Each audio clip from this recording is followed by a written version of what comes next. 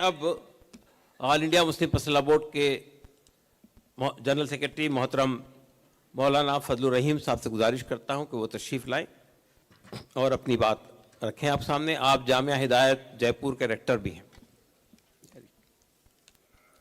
ये जो आपके माइक है ना, ये बहुत डिस्टर्ब कर रहे हैं यहाँ पे।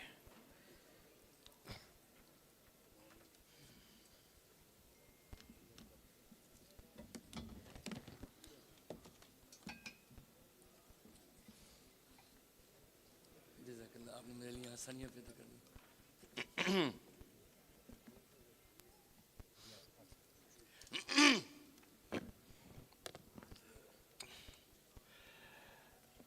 बिस्मिल्लाहिर्रहमानिर्रहीम।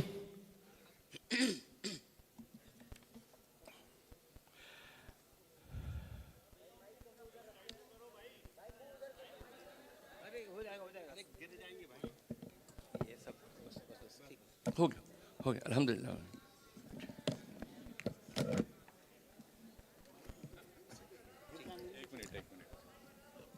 बस ठीक है ठीक है।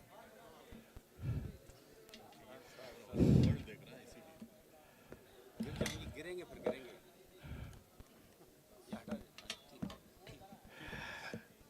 ठीक ठीक ठीक ठीक। बिस्मिल्लाहिर्रहमानिर्रहीम। अल्हम्दुलिल्लाहि रब्बिल आलमीन वस्सलातु वस्सलामु अला नबिय्यिल करीम व अला आलिहि व अस्हाबिहि अजमईन व मन तबिअहुम बि इहसान इला यौमिद्दीन। काबिल एहतराम सदर मोहतरम all India Muslim personal law board हजरत मौलाना खालिद सैफुल्लाह रहमानी साहब दामत बरकातुहुम, all India Muslim personal law board के मुअज़्ज़ज़ अराकीन, हिंदुस्तानी पार्लियामेंट के मुअज़्ज़ज़ मेंबरान और हमारी क्रिश्चियन बिरादरी और दीगर तबक़ात के नुमाइंदगान और इसी के साथ साथ हज़रात उलमाए किराम और हाज़रीन मजलिस और मेरी काबिल एहतराम बहनें,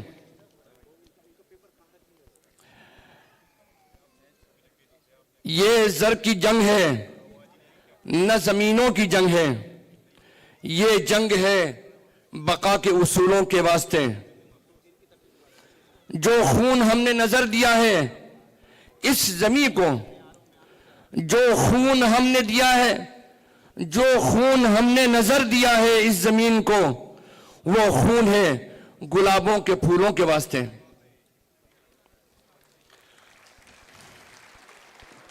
हजरात मोहतरम, इस मुल्क को हमने आजाद कराया, हमने अपने लहू से इस सरजमीन को सींचा है।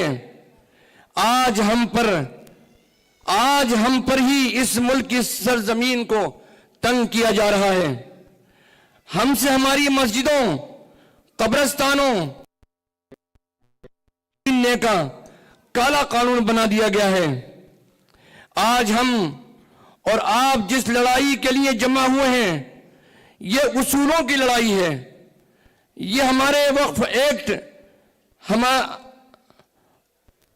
हमारी ये जंग वक्फ एक्ट 2025 के खिलाफ है। ये लड़ाई दरअसल इस मुल्क के सेकुलरिज्म की हिफाजत की लड़ाई है। हमारी ये लड़ाई हिंदुस्तान के कॉन्स्टिट्यूशन की हिफाजत की लड़ाई है। हमारी ये लड़ाई जमहूरियत की बका की लड़ाई है। हमारी ये लड़ाई सेकुलरिज्म की मजबूती की लड़ाई है। हमारी ये लड़ाई दस्तूरी हुकूक के तहफ़्फ़ुज़ की लड़ाई है। हमारी ये जंग इस मुल्क में दस्तूर की बालादस्ती की जंग है। हमारी ये जंग गया में बौद्ध विहार पर बुद्धिस्टों के हक की लड़ाई है। हमारी ये लड़ाई जैन मंदिर पर जैन समाज के हक की लड़ाई है। हमारी ये लड़ाई जालिम को जुल्म से रोकने की लड़ाई है। हमारी ये लड़ाई इंसाफ और हक की लड़ाई है। हमारी ये लड़ाई मुसलमानों के साथ साथ हमारे यहां बैठे हुए ईसाई भाई, जैन भाई, बुद्धिस्ट भाई और गैर मुस्लिम हमारे बिरादरान वतन, इन सब के साथ में इंसाफ पसंदों के साथ मिलकर लड़ाई है। हमारा आज का यह एहतजाज हुकूमत के ईमानों को यह बताना चाहता है कि यह वक्फ एक्ट 2025 गैर आईनी है, गैर दस्तूरी है और गैर जमहूरी कानून है। यह मुसलमानों के मजहब में मुदाखलत करने वाला कानून है। यह कानून मुसलमानों को उनके मजहबी शाइर को छीनने वाला कानून है। यह कानून मुसलमानों के उनके दस्तूरी हकूक को छीनने वाला कानून है।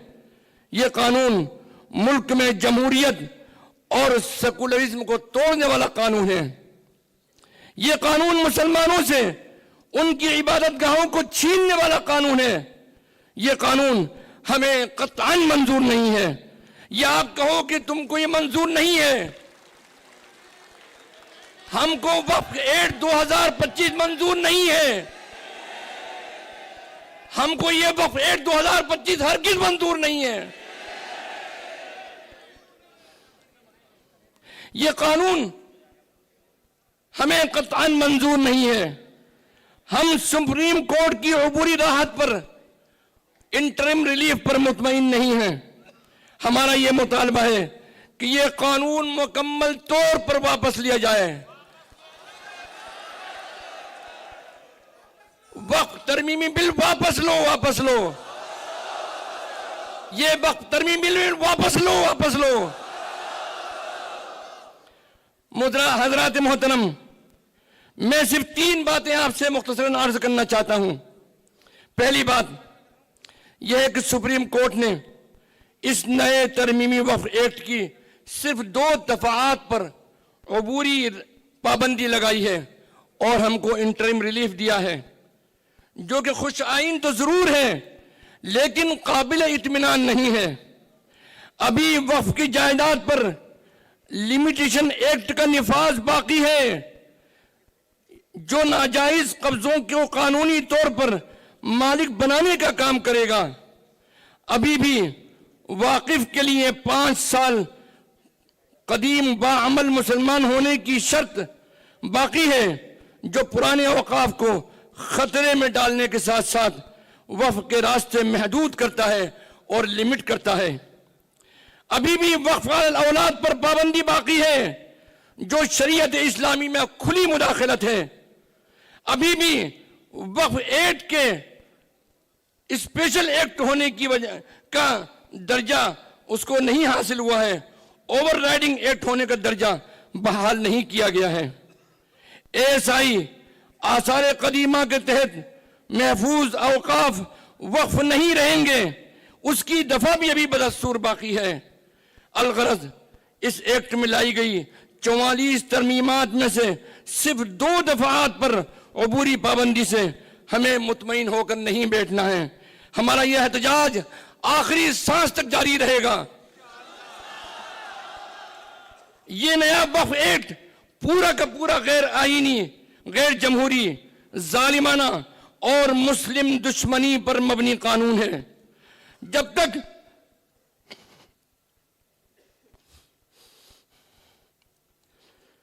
तक ये मुकम्मल कानून वापस ना हो जाए, अपने एहतजाज को जारी रखोगे इंशाअल्लाह। हमारी जिंदगी और मौत का मसला है। हमारी जिंदगी और मौत जहां जाहिरी तौर पर हमारी सांस से ताल्लुक है, लेकिन हमारे ईमान की सलामती उससे बड़ी मौत है कि अगर हम ईमान से दूर हो जाएं, हमारी नस्लें ईमान को भूल जाएं, ईमान वाली न रहें, इससे बड़ी कोई मौत हमारी नहीं हो सकती है।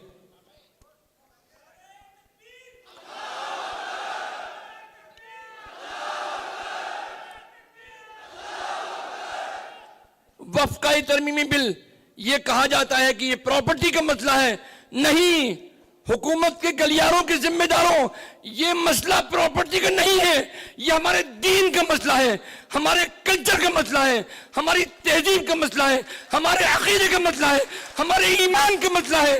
आखिरी सांस तक हम इस जंग को जारी रखेंगे इंशाअल्लाह।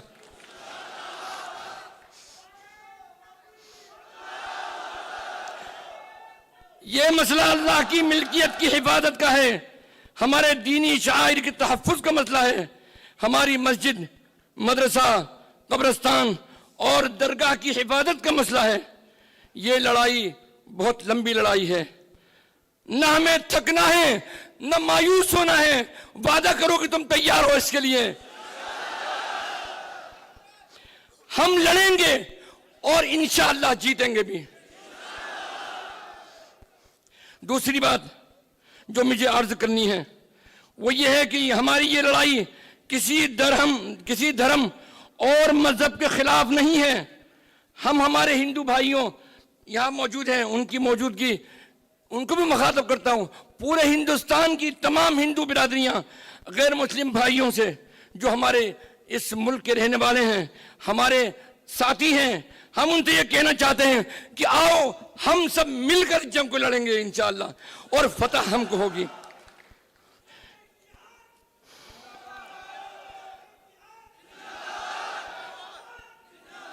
हमारी ये लड़ाई जुल्म और नाइंसाफी के खिलाफ है। ये लड़ाई हिंदू और मुसलमानों के दरमियान नहीं है, ये तानाशाही के खिलाफ लड़ाई है। हमारी ये लड़ाई कानून की बालादस्ती के लिए है। हमारी ये लड़ाई आईन हिंद की बका के लिए है। ये वक्फ की लड़ाई सिर्फ मुसलमानों की लड़ाई नहीं है, ये तमाम इंसाफ पसंद लोगों की लड़ाई है। याद रहे कि अगर आज दस्तूर हिंद के खिलाफ इस काले कानून के निफाज में ये लोग कामयाब हो गए तो याद रखिए आज मुसलमान निशाने पर हैं, कल सिख होंगे, परसों ईसाई होंगे और एक एक करके सबका नंबर आगे आएगा। क्योंकि जालिम के शिकम कभी सैराब नहीं हुआ करते। अगर तमाम हिंदुस्तानी मिलकर, खा वो हिंदू हो या मुसलमान हो, सिख हो ईसाई हो, मिलकर इस जुल्म को रोकने के लिए उठ खड़े नहीं हुए, ये लोग कॉन्स्टिट्यूशन की एक ईंट भी खिसकाने में कामयाब हो गए तो याद रखिए इस मुल्क में न जमहूरियत बाकी रहेगी, न सेकुलरिज्म बाकी रहेगा, न इंसाफ होगा, न कानून की बालादस्ती रहेगी। आज हम पर जुल्म हो रहा है, कल दूसरे तबकात का भी नंबर आएगा जिसकी शुरुआत हो चुकी है। बंबई में 90 साल कदीम जैन मंदिर पर बिलडोजर चला दिया गया है। बिहार के जिला गया में बुद्धिस्ट अपने बौद्ध विहार को बचाने के लिए एहतजाज कर रहे हैं। केरला के चर्च पर भी दावा ठोक दिया गया है। इसलिए मैं इस मुल्क के तमाम बाशिंदों से कहना चाहता हूं, मैं आज इज्जत पे हूं, मैं आज इज्जत पे अगर हूं तो खुशगुमान न हो, चिराग सबके बुझेंगे, हवा किसी की नहीं है। तीसरी और आखिरी बात जो मुझे अर्ज करनी है आप सब हज़रात के सामने वो ये है कि इस हुकूमत ने वफ़ के खिलाफ झूठ का एक पहाड़ खड़ा कर रखा है। झूठ, छोटे से नेता से लेकर बड़े से बड़े नेता ने झूठ बोलने में एक दूसरे को पछाड़ने का मुकाबला कर रखा है। बेहयाई के साथ पार्लियामेंट में झूठ का सहारा लिया गया है। वफ़ के खिलाफ बहुत सारे झूठ और नैरेटिव खड़े किए गए। अभी मोदी जी ने कुछ मुस्लिम नुमा लोगों से मिलकर वफ़ एक्ट बनाने में मुबारकबाद वसूल कर रहे थे। बिहार के गवर्नर बोल रहे हैं कि इससे पसमानदा और गरीब मुसलमानों को फायदा होगा।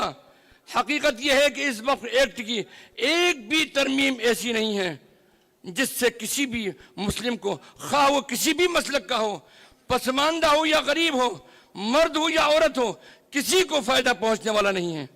यह एक मुकम्मल तौर पर वफ़ के तसव्वुर और वफ़ की इस्लामी स्कीम ही को ख़त्म करने वाला है।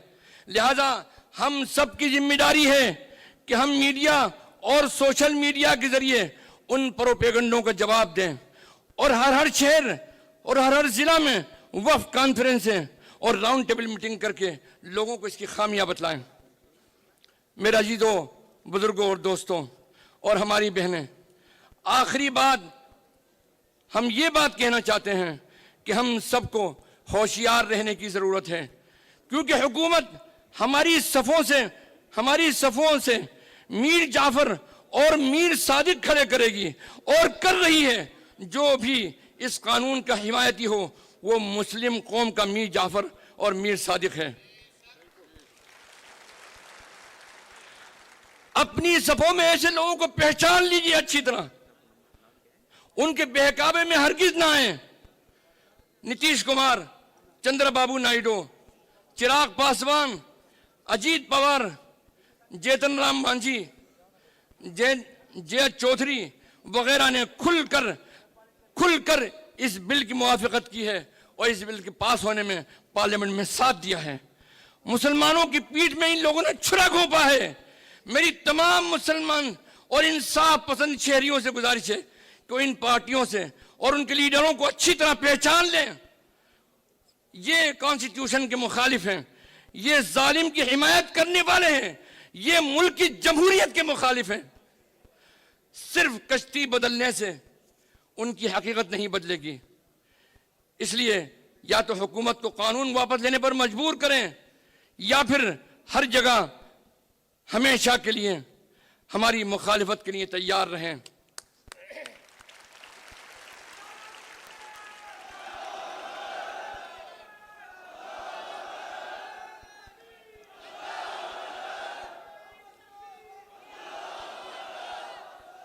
जालिम को जो न रोके वो शामिल है जुल्म के अंदर, जालिम को जो न रोके वो शामिल है जुल्म में, कातिल को जो न टोके वो कातिल के साथ है। वाखिर दावाना अनिल हम्दुलिल्लाहि रब्बिल आलमीन।